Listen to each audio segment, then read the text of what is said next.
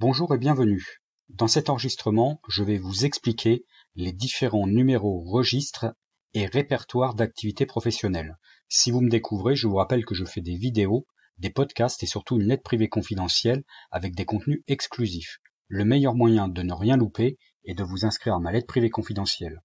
Je vous mets un lien d'inscription en dessous de cet enregistrement. Vous trouverez également un lien de téléchargement de la fiche guide de synthèse avec des liens et compléments en dessous de cet enregistrement. Alors, déjà pour introduire rapidement le sujet, pourquoi je fais cet enregistrement ? Je fais cet enregistrement parce que j'ai eu un certain nombre de questions sur le précédent qui concernaient l'information légale sur les sociétés. Donc je fais cet enregistrement pour clarifier les différentes questions que l'on m'a posées. Ensuite, ce qu'il faut préciser toujours dans cette introduction, c'est qu'il y a différentes activités par nature. La première, par exemple, l'activité commerciale. Donc l'activité commerciale, c'est une activité notamment de négoce, d'achat-revente. Une autre activité, par exemple différente par nature, c'est l'activité artisanale. Donc l'activité artisanale, c'est en fait toutes les entreprises qui ont un travail manuel. Et là, notamment, on pense par exemple aux artisans du bâtiment. Autre activité, l'activité libérale. L'activité libérale, c'est une activité qui est plus à caractère scientifique ou technique, et là on pense par exemple aux professions médicales. Il y a également l'activité artistique. Bon, l'activité artistique, c'est tout ce qui est lié à l'art graphique ou visuel ou sonore. Comme les musiciens, les vidéastes, etc. Il y a également l'activité agricole. L'activité agricole, c'est en fait tout ce qui est d'origine, tout ce qui est production d'origine végétale ou animale. Et enfin, les activités, donc ça c'est pas une activité professionnelle, mais il y a également les activités associatives. Donc on sait généralement ce que c'est qu'une association. Donc voilà les différentes activités que l'on peut avoir par nature, les activités commerciales, artisanales, libérales, artistiques, agricoles ou associatives. Bon, il y en a d'autres, mais qui ne sont pas des activités professionnelles, donc là, je les écarte de la présentation. Enfin, dernier point de l'introduction qu'il faut aussi que je vous précise, c'est qu'actuellement, en fonction des activités, on peut avoir un numéro et un point d'entrée de l'entreprise pour l'exercice de cette activité qui soit différent. À un horizon de quelques années, des textes ont été élaborés et sont en cours de mise en œuvre. À un horizon de quelques années, donc environ 2 à 4 ans, il n'y aura plus qu'un numéro et un guichet unique pour toutes les activités professionnelles. Donc voilà ce que je voulais vous dire dans cette introduction. Maintenant, passons tout de suite aux différents numéros que peuvent avoir une activité professionnelle. Alors, je vous ai ici présenté je vous ai ici fait un petit schéma récapitulatif qui présente les 3 principaux numéros que peut avoir une entreprise. Donc, le premier, c'est le numéro SIRET, que vous connaissez probablement. Il faut savoir que ce numéro SIRET, il est composé de 2 numéros. Le numéro SIREN, qui lui est établi qui est délivré par l'INSEE et qui est une suite de 9 chiffres uniques. Deux entreprises ne peuvent pas avoir le même numéro SIREN, c'est ce qui va créer l'unicité en fait de l'entreprise. Et la deuxième partie du numéro, c'est le NIC, c'est le numéro en fait d'établissement. Donc là, je vous ai mis un exemple avec 3 0 et 9 9. En général, quand vous créez une entreprise avec un établissement principal, le premier NIC que vous aurez sera 00010. Si vous créez Et donc, ce qui va identifier cet établissement principal de votre entreprise, ça sera donc le numéro SIRET qui sera composé du numéro SIREN plus du NIC. Si dans votre entreprise, vous créez un second établissement, donc un établissement secondaire, il va juste y avoir de créer un NIC supplémentaire. Donc le NIC de ce second établissement sera par exemple 0015. Le SIREN, lui, sera identique, et donc le SIRET pour identifier ce deuxième établissement sera le numéro SIREN habituel plus le NIC 00015. Donc on voit en fait qu'avec le numéro SIRET, on arrive à identifier chacun des établissements d'une entreprise. Donc voilà pour ce qui concerne le premier numéro qui est le plus connu, le numéro SIRET. Le deuxième numéro que vous connaissez aussi probablement, c'est ce que l'on appelle le code APE. Donc le code APE, c'est le code de l'activité principale exercée par l'établissement. Alors ce code, il est fixé suivant une nomenclature, donc qui est la nomenclature NAF, donc qui est la nomenclature des activités françaises. Donc pour illustrer cela, je vais vous faire voir le site de l'INSEE qui présente les nomenclatures d'activités françaises, donc la NAF. Alors vous inquiétez pas, tous les sites que je vais vous présenter donc dans cet enregistrement, vous aurez les liens dans la fiche guide de synthèse que vous pourrez télécharger en dessous de l'enregistrement. Alors, concernant cette page de l'INSEE, on a une page donc qui nous présente succinctement en deux lignes, en deux phrases, la nomenclature, et en dessous on a différents outils qui sont proposés. Déjà une première présentation générale, une explication sur la structure de la NAF, la possibilité de télécharger les fichiers de la NAF en vigueur. On a aussi possibilité d'avoir accès aux anciennes versions de la NAF, un tableau de passage entre les différentes versions des nomenclatures, et enfin le module qui va nous intéresser, rechercher un code NAF ou un libellé dans la NAF en vigueur. Donc là je vais cliquer dessus et on va faire un petit exemple. Alors, avant de vous faire l'exemple, je vais quand même vous donner une petite astuce.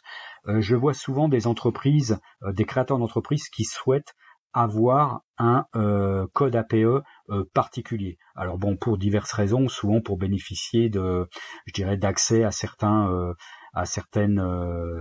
entreprises ou certaines bases de données ou etc. Donc pour différentes raisons, ils souhaitent que leur entreprise soit classifiée dans un code APE bien spécifique.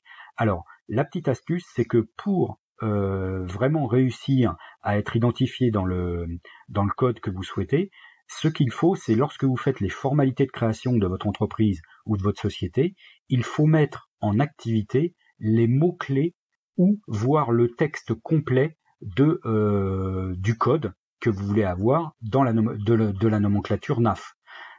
Et là, je vais vous l'illustrer par un exemple. Donc là, par exemple, on va rechercher. Donc, admettons que vous souhaitiez avoir le code précis de la profession d'électricien, par exemple. Donc, vous allez taper, par exemple, ici électricien. Donc, électricien. Alors, qu'est-ce que ça renvoie comme résultat? Là, on voit que ça ne renvoie aucun résultat. Donc, dans ces cas-là, il faut changer en fait il faut changer ici le mot de recherche.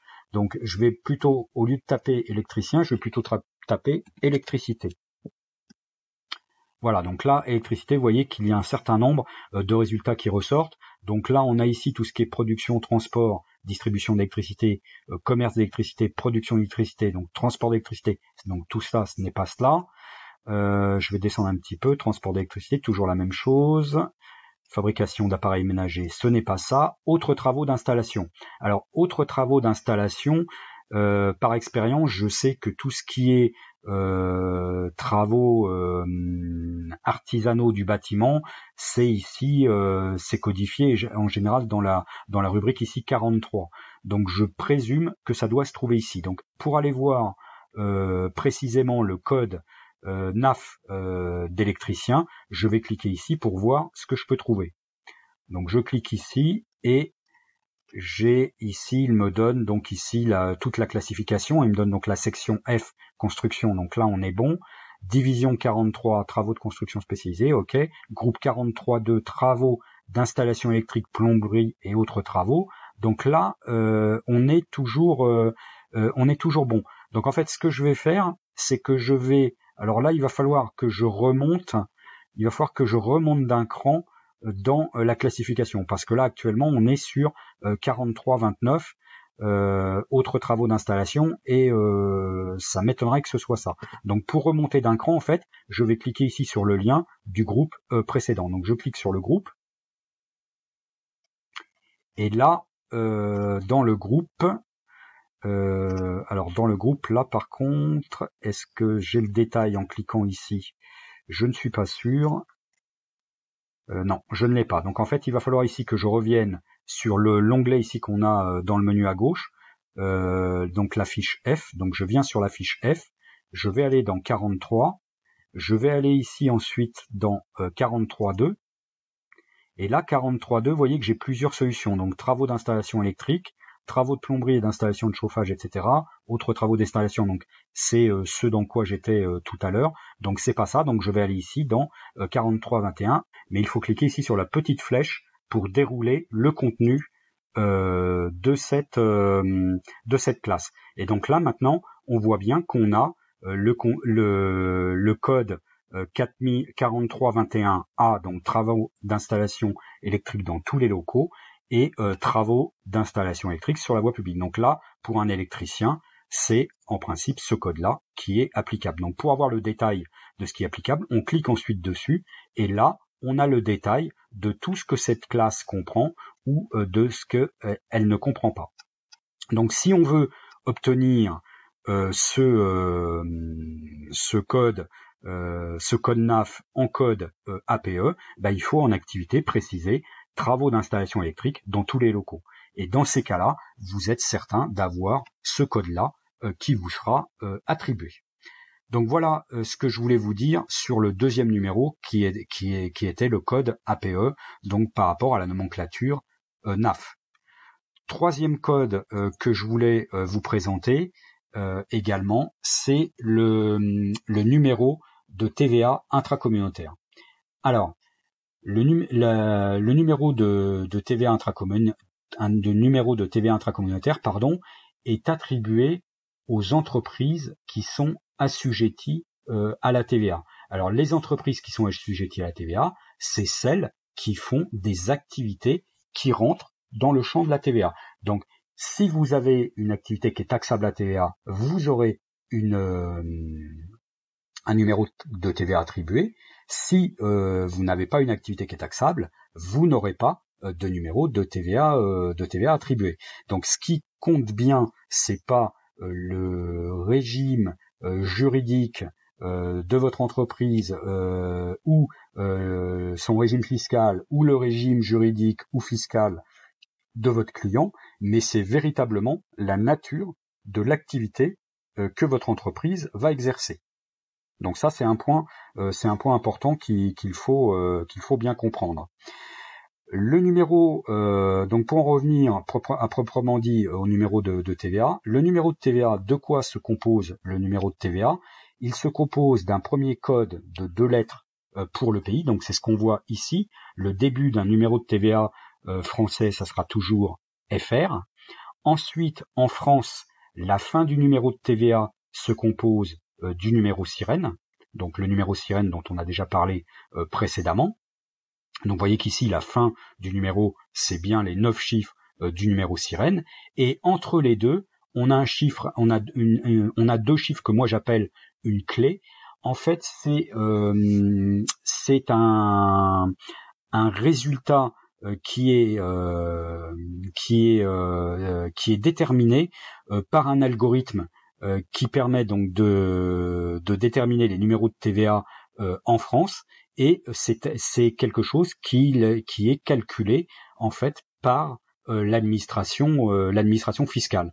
En fonction de votre numéro SIREN, l'administration fiscale va vous attribuer ici 2 chiffres clés qui vont composer votre numéro de TVA. Donc ça peut être, par exemple, alors là j'ai pas fait le calcul n'est pas fait pour 1, 2, 3, 4 pour un SIREN qui va de 1 jusqu'à 9 en chiffres, mais ça pourrait être ici par exemple 25. Donc le numéro de TVA dans ce cas-là sera FR 25 1, 2, 3, 4, 5, 6, 7, 8, 9. Donc voilà comment est déterminé le numéro de TVA d'une société. Et ce qu'il faut bien également voir, c'est que le numéro de TVA est délivré par le service des impôts des entreprises. C'est le seul service qui est autorisé à activer des numéros de TVA à partir d'un numéro SIREN. Donc voilà les 3 principaux numéros que je souhaitais vous présenter. Un autre point, bon, on a parlé tout à l'heure effectivement même ici du numéro SIREN. Vous avez également un site pour valider ou non le numéro de SIREN d'une entreprise. C'est le site, toujours sur le site, tout à l'heure on a vu le site de l'INSEE pour la nomenclature NAF, mais on a également une partie du site de l'INSEE qui permet de vérifier les numéros SIREN, et c'est ce que l'on appelle l'obtention d'un avis de situation au répertoire SIREN. Donc là, pareil, je vous montre le site, vous aurez le lien dans la fiche guide de synthèse. Ce formulaire donc du site de l'INSEE vous permet ici, en entrant le numéro SIREN de l'entreprise que vous recherchez, vous permet d'obtenir, quand vous cliquez sur valider, vous obtenez un avis de situation au répertoire SIREN. Donc ça, c'est un document officiel qui permet de justifier que l'entreprise qui a le numéro SIREN que vous avez recherché est bien immatriculée dans le répertoire SIREN au titre des activités professionnelles. Donc voilà ce petit aparté que je souhaitais faire aussi sur le numéro SIREN. Donc deuxième point de la présentation maintenant, les différents registres ou répertoires d'activités en fonction des différentes natures d'activités que l'on a actuellement. Donc pareil, pour illustrer cela, j'ai fait un petit schéma que je voulais vous présenter maintenant. Donc on a ici deux types d'activités, les activités professionnelles et les activités associatives. Pour les activités professionnelles, je vous avais indiqué qu'il y avait des activités commerciales. Alors les activités commerciales et les sociétés sont inscrites au répertoire national, donc au RCS, répertoire national du commerce et des sociétés. Cette immatriculation se fait par l'intermédiaire de formalités dans un centre de formalités des entreprises qui est celui de la CCI, donc la chambre de commerce et d'industrie. Si vous voulez accéder à ce répertoire national de commerce et des sociétés, vous avez la possibilité d'y accéder au travers d'un site gratuit, donc que je vais vous présenter maintenant, donc qui est entreprise.data.gouv.fr. Il suffit ici de taper le numéro SIREN de l'entreprise commerciale ou de la société et vous obtenez toutes les informations nécessaires sur cette entreprise ou cette société.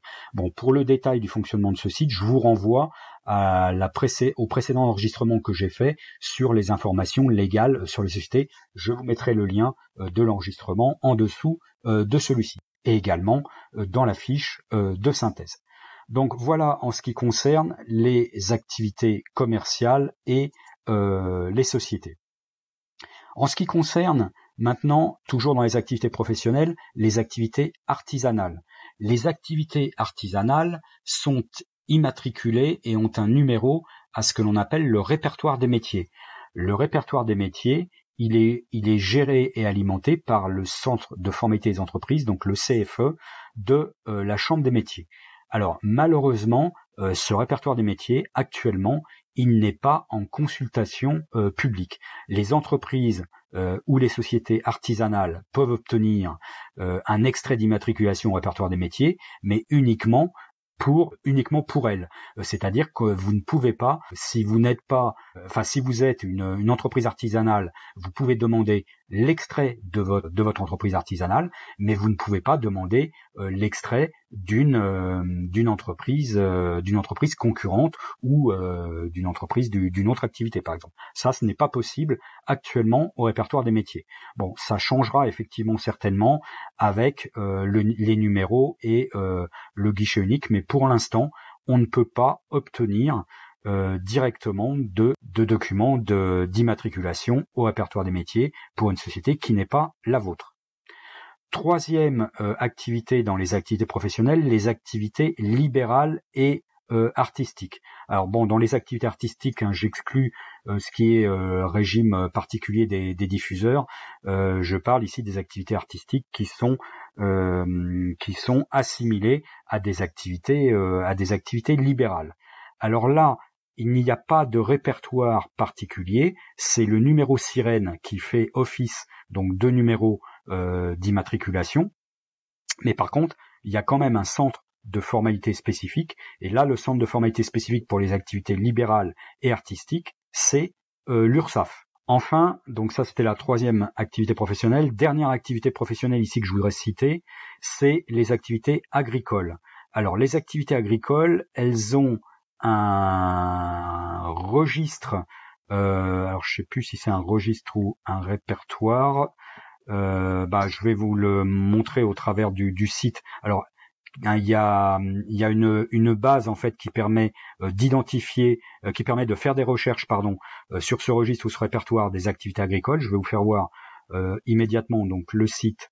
Vous voyez, donc c'est effectivement un registre, c'est pas un répertoire, donc c'est un registre des activités agricoles. Donc là c'est pareil, il suffit ici de taper le nom ou le numéro sirène de l'entreprise agricole et de cliquer sur recherche et vous obtenez la validation ou non de l'entreprise au registre des actifs agricoles. Donc c'est bien ici le registre des actifs agricoles. Donc je reviens ici sur mon petit schéma. Ensuite, donc toujours dans ces activités agricoles, donc l'existence du registre des actifs agricoles, pour y être immatriculé, les formalités se font au CFE de la Chambre d'agriculture. Donc voilà les quatre, les quatre différences notables dans les différentes activités professionnelles. Donc à chaque fois il y a un CFE particulier et dans 3 cas il y a des registres ou répertoires particuliers. Enfin, la dernière activité que je souhaitais vous présenter, donc c'est l'activité associative, donc pour les associations. Là, pour ces activités-là, il y a un registre national des associations, donc qui délivre un numéro. Et la manière d'obtenir ce numéro, c'est de faire les formalités, alors là, non plus dans un CFE, mais dans un centre de formalité qui est géré au niveau de chaque préfecture, dans le ressort du siège de l'association. Donc voilà les différents répertoires et centres de formalité que je souhaitais vous présenter au niveau de ces différentes activités. Donc voilà ce que je souhaitais vous dire sur le sujet. J'espère que cela vous a été utile et que vous avez aimé. Dites-le moi en cliquant sur le pouce en haut ou de couleur bleue ou le pouce en bas ou de couleur rouge dans le cas contraire. N'hésitez pas non plus à faire vos remarques et observations en commentaire pour échanger sur le sujet. Merci de votre écoute et à bientôt.